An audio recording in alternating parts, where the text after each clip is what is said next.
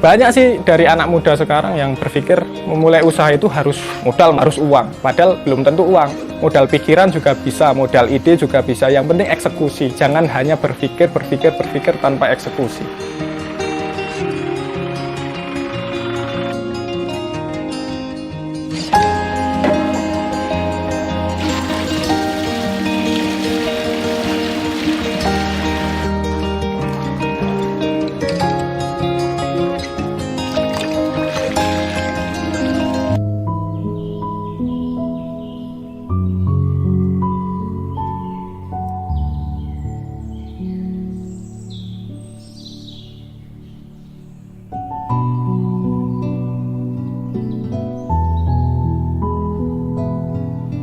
Jual susu sapi murni dan peternak sapi perah. Saya memulai usaha berjualan susu sapi murni itu dulu sekitar tahun 2011. Pada waktu itu saya membantu meringankan beban orang tua saya karena orang tua itu terjerat sebuah masalah finansial. Jadi saya sekolah ikut om saya, kebetulan om saya itu sudah merintis usaha penjualan susu sapi murni secara door to door. Jualan susu itu sambil sekolah. Dulu pulang sekolah saya pakai celana pramuka gitu, nawar-nawarin ke rumah-rumah itu, orang-orang pada kasihan gitu.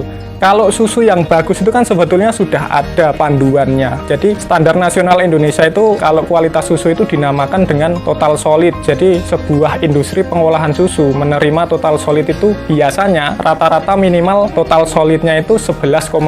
Itu syarat minimal standar nasional Indonesia. 11,5 itu rasanya juga menurut saya masih belum terlalu enak. Tapi kalau di tempat saya sendiri standarnya saya buat 12,5 total solidnya dengan protein di atas 3. Terus ada fatnya di angka sekitar 4, sekitar 5, solid non-fatnya di angka sekitar 8. Kalau merawat sapi itu kuncinya cuma satu, yang penting sapi itu nyaman, makannya cukup, tidak stres, dan kita memperlakukan seekor sapi itu bukan untuk dieksploitasi, tapi kita harus memperlakukan seekor sapi perah itu sebagai hewan peliharaan yang disayang. Jadi ketika kita memberikan pakan yang bagus, kita memperlakukan sapi itu dengan baik, kita menyayangi hewan tersebut, nanti akan ada timbal baliknya, si sapi ini akan memberikan balasannya kepada kita.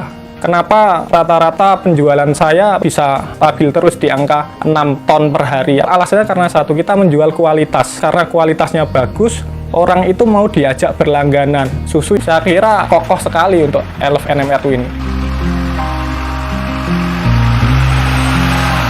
Produk-produk yang kita jual salah satunya susu sapi murni. Terus ada produk-produk susu pasteurisasi yang kita berikan pasta perasa seperti rasa coklat, stroberi, taro, durian, dan lain sebagainya. Susu yang kita jual hanya bisa bertahan di suhu ruang itu sekitar 5 jam. Jika disimpan di freezer, itu bisa bertahan kira-kira 3 hari. Jadi produk yang dijual itu sama sekali nggak ada pengawet. Jadi sangat baik bagi kesehatan tubuh. Sekitar 60% susu yang masuk ke perusahaan itu memberdayakan peternak lokal. Jadi peternak-peternak lokal itu kita akomodir. Harga belinya kita beli lebih mahal dari harga mereka setor ke sebuah koperasi dulu. Jadi peternak itu bisa meningkatkan kualitas susunya itu kan dari harga. Kalau harganya layak, otomatis mereka bisa membeli pakan yang layak juga. Ketika pakannya layak ya, sapi kan makan enak. Kalau sapi makan enak, jadinya keluar susunya juga proteinnya tinggi, kentalannya bagus, dan tidak encer. Untuk karyawan di bagian produksi sendiri juga ada, kita memberdayakan masyarakat sekitar seperti ibu-ibu packing gitu, kita memberdayakan masyarakat sekitar. Jadi perusahaan ini bisa